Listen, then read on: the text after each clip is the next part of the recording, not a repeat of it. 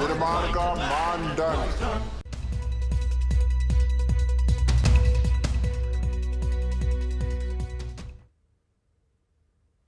नमस्कार, मैं हूं आपके साथ सोनाली सिंह। आप देख रहे हैं न्यूज 18 बिहार झारखंड का खास बुलेटिन। खबर एक मिनट में देखिए बिहार झारखंड की तमाम बड़ी खबरें।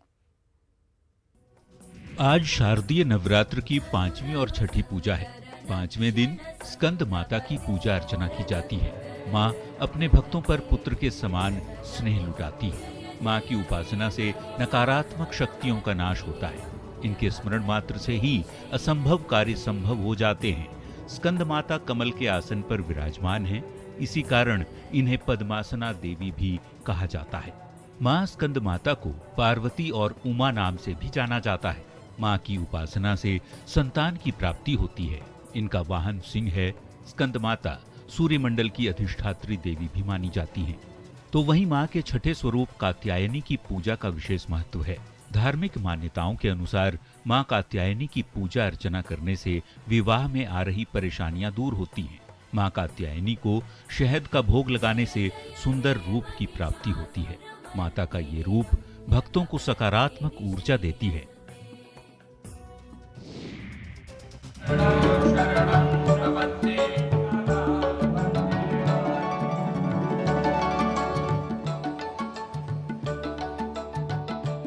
नवरात्रि को लेकर लगातार अलग अलग तस्वीरें सामने आ रही हैं। इसी क्रम में रांची के गोतलातू में देवी दर्शन मंदिर की अलौकिक तस्वीर सामने आई।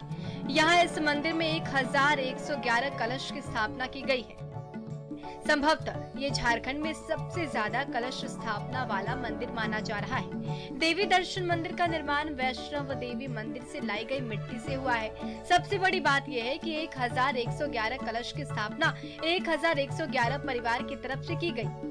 साल 2012 से इसकी शुरुआत की गई। मान्यता है कि कलश की स्थापना से जीवन में आने वाली परेशानियां खत्म हो जाती हैं, भविष्य सुखमय हो जाता है। देवी दर्शन मंदिर में कलश स्थापना के बाद से सैकड़ों लोगों ने पूजा अर्चना की। इस दौरान लोग दीप जला रहे हैं और कलशों को नमन कर रहे हैं। सबकी कोशिश है कि भविष्य सुखद रहे।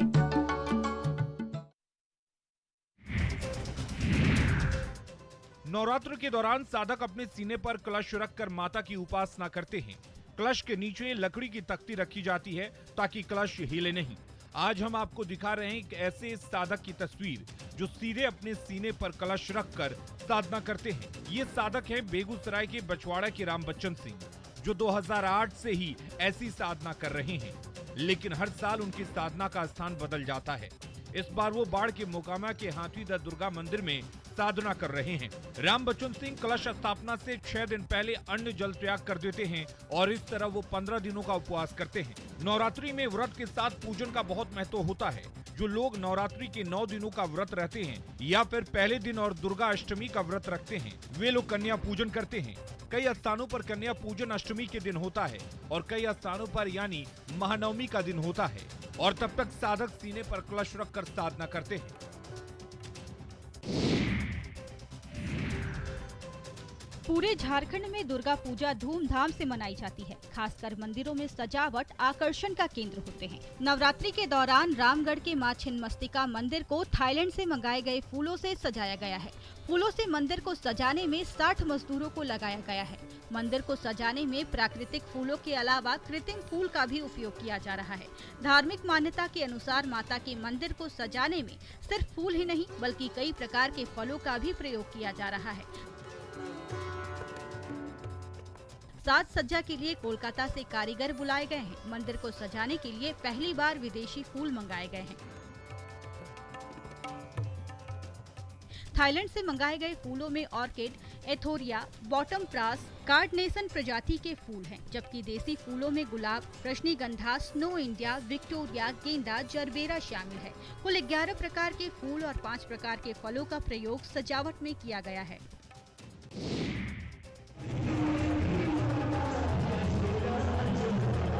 शारदीय नवरात्र के अवसर पर इस साल फिर से डांडिया की धूम है। नवादा के कई जगहों पर डांडिया नाइट्स का आयोजन किया गया। माधुरी वैश्य मंडल की महिलाओं ने डांडिया नाइट्स का आयोजन किया।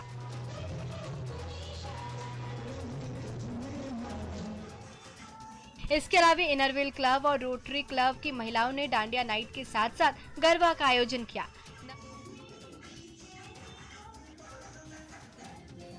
नवरात्र के अवसर पर बड़ी संख्या में महिलाओं और युवतियों ने डांडिया में हिस्सा लिया। कोरोना के कारण डांडिया और गरबा पर रोक लगी थी, जिसके कारण लोग हर्ष उल्लास के साथ ये पर्व नहीं मना पा रहे थे। लेकिन पाबंदी हटते ही लोग फिर से हर्ष उल्लास के साथ इस पर्व का आनंद मना रहे हैं।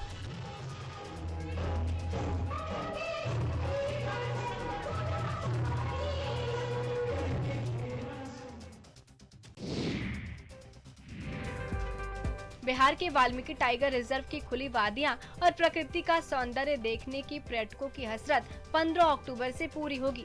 15 अक्टूबर से वाल्मीकि टाइगर रिजर्व की इको टूरिज्म सेवा को सैलानियों के लिए खोल दिया जाएगा। कोरोना महामारी के लंबे समय बाद वाल्मीकि टाइगर रिजर्व में अब रौनक लौटने लगी है। पर्यटक कोरोना के कारण कैद हुई जिंदगी को खुले आकाश की ओर ले जाने में लगे हैं, ताकि मायूसी और निराशा को अलविदा कह सके। वाल्मीकि टाइगर रिजर्व के भ्रमण पर आने वाले सैलानियों के लिए वन महकमा नया टूर पैकेज लेकर आया है, जो 22 अक्टूबर से शुरू होगा, जिसमें पटना से वाल्मीकि नगर तक सैलानियों के लिए सफर आसान होगा। यात्रा के दौरान सैलानियों को कोई अतिरिक्त शुल्क नहीं देना पड़ेगा। पूर्व में पटना से वाल्मीकि नगर के लिए टूर पैकेज का शुभारंभ हुआ था। इस पैकेज के तहत सैलानी 1 रात और 2 दिन वाल्मीकि नगर का आनंद उठाते थे, लेकिन अब नए पैकेज में सैलानियों को वाल्मीकि नगर में 2 रात और 3 दिन रहने का मौका मिलेगा।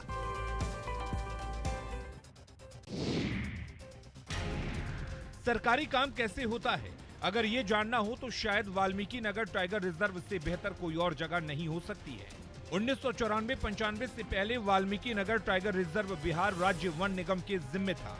वन की देखभाल वन निगम ही करता था, लेकिन जब से ये जंगल वन निगम से छिना, तब से डिपो में रखी करोड़ों की संपत्ति मिट्टी में मिल गई। लाखों की बेशकीमती लकड़ियां बर्बाद हो गईं। न तो करोड़ों की संपत्ति की नीलामी की गई और न ही रख रखाव कर इन्हें संरक्षित किया गया। 72 एकड़ में पहले मदनपुर डिपो की रखवाली 2 चौकीदार कर रहे हैं। पहले सारे जो बिक्री कुल सब किन बिचिन होत रहल, नियम चलत चलल, ओकरा बाद बैठले रह गई, बैठले के केहू सुनवाई नहीं कोई, खत्म हो गई सारी। हर साल लकड़ियों की नीलामी के माध्यम से भारी राजस्व की प्राप्ति हो सकती है, लेकिन लकड़ियों की बिक्री न होने के चलते लगातार डिपो में लकड़ियों का भंडारण बढ़ता जा रहा है। आलम यह है कि डिपो में अब लकड़ियां सड़ रही हैं, लेकिन कोई इसकी सुध लेने वाला नहीं है। जिले की 80% आबादी खेती पर निर्भर है और इसके लिए सबसे बड़ी समस्या पटवन की है। प्रत्येक लोकसभा में बांका जिला का चांदन जलाशय परियोजना की गाद की समस्या एक प्रमुख मुद्दा रहता है और इसके जीर्णोद्धार की बात बार बार दोहराई जाती है, लेकिन चुनाव के समय जनप्रतिनिधि चांदन डैम की गाद की समस्या को प्रमुखता से उठाते हैं। चुनाव का वक्त बीतने के साथ ही जनप्रतिनिधियों के ध्यान से ये समस्या दूर हो जाता है। बांका में सिंचाई के लिए चांदन डैम काफी उपयोगी है, लेकिन इस डैम की सबसे बड़ी समस्या गाद भर जाने की है। डैम का निर्माण 1962 में किया गया था, तब से लगातार हो रहे सिल्टेशन की वजह से डैम में गाद भर गया है और डैम की जल भंडारण क्षमता महज 40% रह गई है। अतिरिक्त पानी आने पर डैम के स्पिलवे से नदी में पानी डिस्चार्ज होता है। चांदन डैम से नहरों में कभी बांका, भागलपुर और गोड्डा जिले के किसानों को पटवन का लाभ मिलता था, जो अब नहीं मिल पा रहा। चावल की कई किस्में आपने देखी होंगी, खाई भी होंगी, लेकिन ज्यादातर सफेद रंग का चावल। मगर इस बार कृषि विभाग का साथ मिला तो लीक से हटकर नालंदा के किसान ने काला धान की खेती शुरू की।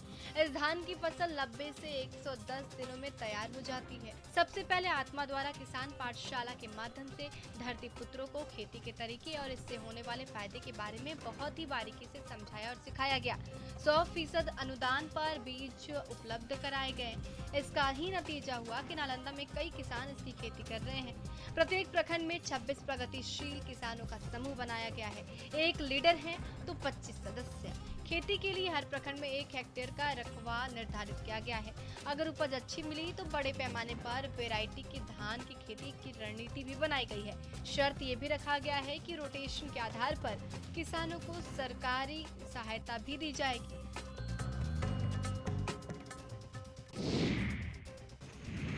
बिहार झारखंड की नेवल यूनिट के कैडेट्स का रामगढ़ के पतरातू डैम में 7 दिवसीय ट्रेनिंग कार्यक्रम चल रहा है।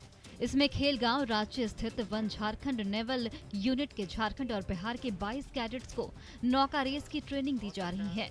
ट्रेनिंग का मुख्य उद्देश्य बेसिक नौसेना प्रशिक्षण और उड़ीसा में आयोजित ऑल इंडिया यांटिंग रिगाटा कंपटीशन में भाग लेना है। यहां ट्रेनिंग के बाद कैडेट्स का चयन किया जाएगा और वे उड़ीसा में आयोजित ऑल इंडिया यांटिंग रिगाटा कंपटीशन में भाग लेंगे। डैम में कैडेट्स को बोटिंग की भी ट्रेनिंग दी जा रही है। हमारे साथ यहाँ पे पटना के बच्चे कैडेट्स आए हैं। हम उनके साथ यहाँ पे रैगिंग, स्विमिंग की प्रैक्टिसिंग कर रहे हैं। ये सब हम AIYR के लिए प्रैक्टिस कर रहे हैं। ये एक सिलेक्शन कैंप है और मुझे यहाँ बहुत अच्छा लग रहा है। ये एक बहुत ही एडवेंचरस हम लोग के लिए दिया गया है करने के लिए। जाहिर है कैडेट्स को इससे बहुत कुछ सीखने को मिल रहा है। गिरिडीह के अति नक्सल प्रभावित भिलवा घाटी में सीआरपीएफ ने सराहनीय कार्य किया है। सीआरपीएफ की 7 बटालियन ने भिलवा घाटी के उत्क्रमित मध्य विद्यालय को गोद ले लिया। अब सीआरपीएफ के जवान स्कूल में बच्चों को पढ़ाने के साथ साथ सफाई पर भी ध्यान दे रहे हैं। सीआरपीएफ जवानों का ये कदम नक्सल प्रभावित इलाके में पुलिस और यहाँ के लोगों के संबंध को और बेहतर करने में मददगार साबित हो रहा है। इस पहल की वजह से नक्सलियों को मुख्य धारा में लाने में मदद भी मिलेगी। अभी स्कूल को गोद ले लिया गया है। अब इसको हम लोग चाहते हैं कि हमारे सीआरपीएफ के जवान इसमें क्लासेस अपना ले। जो पढ़े लिखे जवान हमारे पास हैं, जिनको अच्छा ज्ञान है किसी भी सब्जेक्ट का, वो यहाँ पे आके बच्चों को अच्छे शिक्षा देने के लिए हमारा ऐसी योजना है। सीआरपीएफ जहां देश में उग्रवाद और अलगाववादी तत्वों को खात्मा करने में प्रयासरत है, तो वहीं दूसरी ओर थोड़ा समय निकालकर अपने सामाजिक दायित्वों का भी निर्वहन कर रहे हैं, ताकि पुलिस और जनता के बीच मधुर संबंध स्थापित हो सके।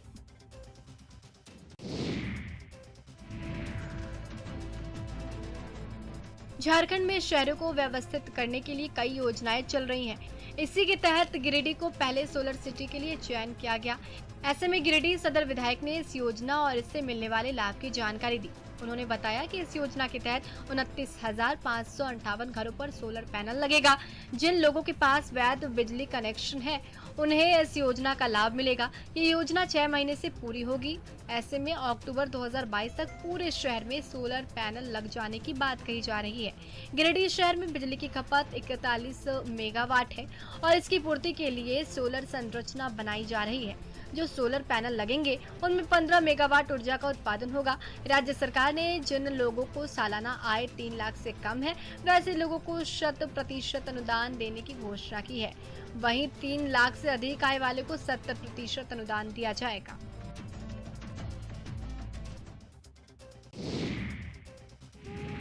एक और बेटी बचाओ अभियान के तहत सरकार लोगों को बेटी बचाने की मार्मिक संदेश के साथ अपील कर रही है, तो दूसरी तरफ एक कठोर दिल मां ने अपनी नवजात शिशु से जान छुड़ाने के लिए बांसबाड़ी में फेंककर मां की ममता को शर्मसार कर दिया। लेकिन भागलपुर के रहने वाले एक शख्स ने नवजात को अपने सीने से लगाकर मानवता को कलंकित होने से बचाने की कोशिश की।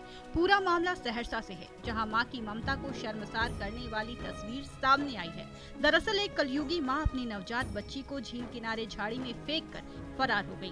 बच्ची के रोने की आवाज सुनकर वहां आसपास लोगों की भीड़ जमा हो गई। घटना सदर थाना क्षेत्र के मत्स्यगंधा झील के पास की है। स्थानीय लोगों की मदद से नवजात को इलाज के लिए सदर अस्पताल में भर्ती कराया गया है। भागलपुर के रहने वाले सुमन कुमार ने बच्ची को गोद लेने की इच्छा जाहिर की है। बच्ची फिलहाल सदर अस्पताल में भर्ती है, जिसकी सूचना चाइल्ड लाइन को दे दी गई है। अगर कोई परेशानी नहीं हुई तो नवजात को पिता मिल जाएगा और सुमन को बेटी। भैंसा पर बैठकर मुखिया पद के लिए ब्लॉक आकर नामांकन दाखिल कर सुर्खियां बटोरने वाले उम्मीदवार को महंगा पड़ गया। अब उनके खिलाफ पशु क्रूरता अधिनियम के तहत आदर्श आचार संहिता उल्लंघन का केस दर्ज किया जा रहा है। सदर एसडीओ नीरज कुमार ने मामले पर संज्ञान लेते हुए निर्वाची पदाधिकारी सह बीडीओ पंकज कुमार को मामले की जाँच कर सुसंगत धारा के तहत मुखिया प्रत्याशी के विरुद्ध थाने में प्राथमिकी दर्ज कराने का निर्देश दिया था। निर्वाची पदाधिकारी सह बीडीओ ने जब मामले की छानबीन की तो भैंसा पर चढ़कर ब्लॉक आकर नामांकन करने की बात को सही पाया गया। सहायक निर्वाची पदाधिकारी सह सीओ शशि कुमार को उक्त मुखिया पद के उम्मीदवार के विरुद्ध थाने में पशु क्रूरता अधिनियम के तहत आदर्श आचार संहिता उल्लंघन के आरोप में प्राथमिकी दर्ज कराने का आदेश दिया है। पशु क्रूरता निवारण अधिनियम 1960 को इस उद्देश्य से बनाया गया कि जानवरों को अनावश्यक कष्ट से न गुजरना पड़े। इसकी धारा 11 स्पष्ट करती है कि परिवहन के दौरान किसी भी जानवर को नुकसान पहुंचाना एक अपराध है। 2 ट्रकों में भरकर ले जाया जा रहा 90 मवेशियों को प्रशासन ने जब्त किया है। इनमें ज्यादातर भैंस के बछड़े हैं जिन्हें तस्करी के लिए ले जाया जा रहा था। प्रशासन ने ये कार्रवाई सेक्टर 12 थाना क्षेत्र के NH 23 पर की है। इस मामले में किसी की भी गिरफ्तारी नहीं हुई है। थाना प्रभारी ने बताया कि जैना मोड़ की तरफ से चास जा रहे ट्रकों को पुलिस ने रोका। जांच के क्रम में पाया कि उस पर मवेशियों का बछड़ा लोड किया गया है। पुलिस ने दोनों ट्रकों को जब्त कर मामला दर्ज कर लिया। इसके बाद पशु चिकित्सक डॉक्टर मुद्रिका ने पशुओं की जांच की। मेडिकल रिपोर्ट में यह बताया गया कि इन मवेशियों के साथ छेड़छाड़ की गई है। इसी आधार पर पुलिस ने मामला दर्ज कर लिया है। आगे की कार्रवाई भी की जा रही है। कि पशु के साथ क्रूरता किया जा रहा था, इस तरह से लाद कर ले जाना उचित नहीं है। इसको लेकर के हम लोग अग्रतर जो विधि सम्मत कार्रवाई है कर रहे हैं। इन भैंस के बच्चों को बंगाल ले जाया जा रहा था। फिलहाल पुलिस पूरे मामले में पशु क्रूरता कानून के आधार पर कार्रवाई की जा रही है।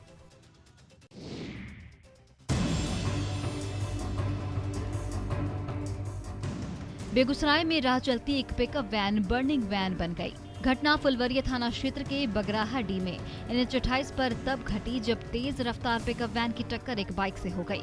इस हादसे में वैन बाइक को कई मीटर तक घसीटते हुए चली गई, जिसकी वजह से वैन में आग लग गई। हादसे में बाइक सवार युवक जख्मी हो गया है, जिसे अस्पताल में भर्ती कराया गया है। मौके पर पहुंची पुलिस ने फायर ब्रिगेड की मदद से आग पर काबू पाया। धनबाद के झरिया BCCL सुदामडी के फायर फेज 2 में पोकलिन मशीन में अचानक आग लग गई। ड्राइवर ने किसी तरह कूदकर अपनी जान बचाई। पोकलिन मशीन से आग की ऊंची लपटें उठ रही थी, जिससे अफरा तफरी मची रही। वहीं पोकलिन से उठे धुएं से पूरा इलाका काला दिख रहा था। सूचना मिलने के बाद BCCL और GTS प्रबंधन से जुड़े अधिकारी मौके पर पहुंचे, जिसके बाद कड़ी मेहनत के बाद आग पर काबू पा लिया गया। तब तक मशीन जलकर खाक हो चुकी थी।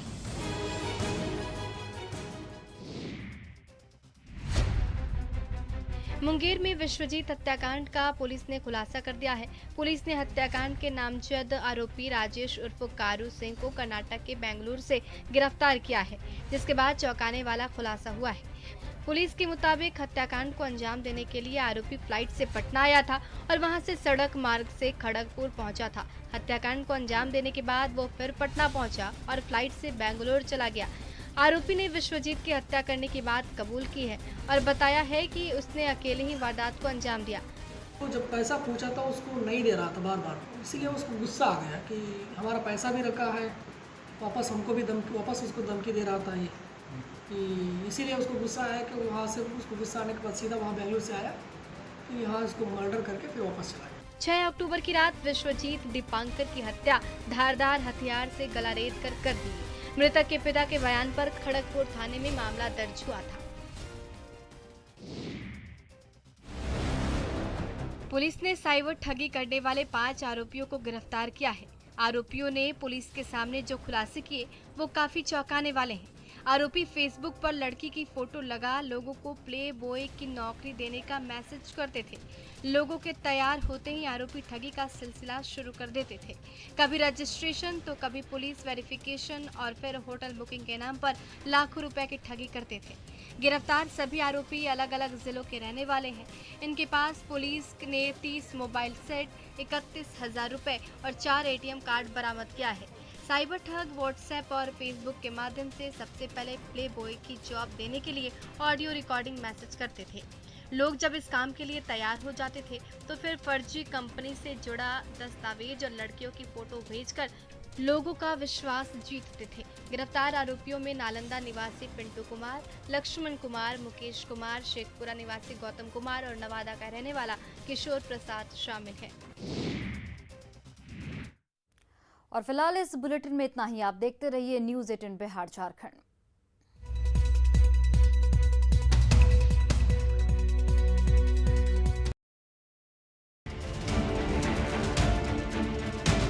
बारिश और बाढ़ ने इस बार लंबे समय तक लोगों को परेशान किया है। जिस वैशाली की धरती ने पूरी दुनिया को लोकतंत्र का पाठ पढ़ाया था, उससे जुड़ी अनमोल यादें आज बाढ़ के पानी में मिटने की कगार पर पहुंच गई हैं। ऐसे में इन धरोहरों की हिफाजत नहीं हुई तो आने वाली पीढ़ियों को शायद पता भी नहीं चलेगा। इन बौद्ध मंदिरों में कभी बुद्धम शरणम गच्छामि के बोल गूंजते थे। महात्मा बुद्ध के अनुयायियों का तांता लगा रहता था, लेकिन आज हर तरफ सैलाब का साया है। क्या मंदिर और क्या संग्रहालय, म्यांमार का मंदिर जलमग्न हो गया है, तो ऐतिहासिक धरोहरें बाढ़ के पानी में तैर रही हैं। हर तरफ गंडक नदी की धारा बह रही है। वैशाली के इस इलाके में बौद्ध मंदिरों का पूरा संसार बसा हुआ है। बिहार सरकार 320 करोड़ रुपए खर्च करके बुद्ध सम्यक दर्शन संग्रहालय बनवा रही है, लेकिन अचानक गंडक नदी सबको डुबाने पर तुली हुई है।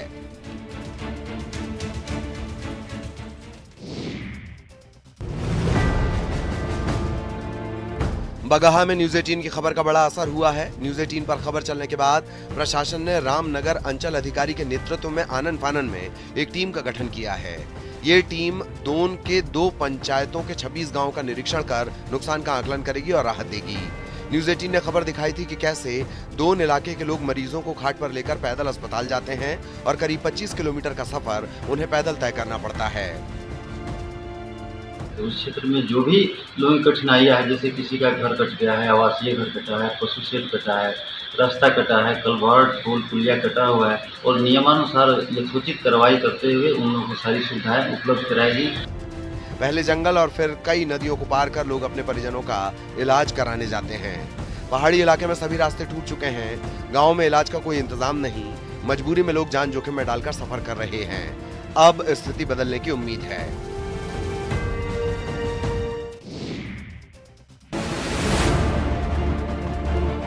सिवान में पानी से परेशानी की कई कहानी है। जरा हालात को भी देख लीजिए, जिसकी वजह से इन जैसे कई लोग अपने अपने घरों में बंधक बन गए हैं। तस्वीरें सिवान की, जहां का पौष इलाका महादेवा इन दिनों बारिश के पानी से बेहाल है। पानी लगने से चचरी के सहारे लोगों की जिंदगी कट रही है। वे जरूरी कामों के लिए ही घर से निकल रहे हैं और जिनके पास चचरी के पुल का सहारा नहीं है, वे घुटनों तक पानी लांघकर अपनी राह तय करने को मजबूर है। जी, बारिश का पानी लगने से लोगों की जिंदगी नर्क बन चुकी है। उन्हें बीमारी का डर सता रहा है। अगर ये कहा जाए कि लोग जल कैदी बन गए हैं तो गलत नहीं होगा। वो भी तब जब ये मोहल्ला बीजेपी के पूर्व सांसद ओम प्रकाश यादव सहित कई वीआईपी लोगों का है। ये व्यथा कथा सिर्फ एक साल की नहीं, हर साल की है। हर साल बरसात इन लोगों के लिए मुसीबत लेकर आती है।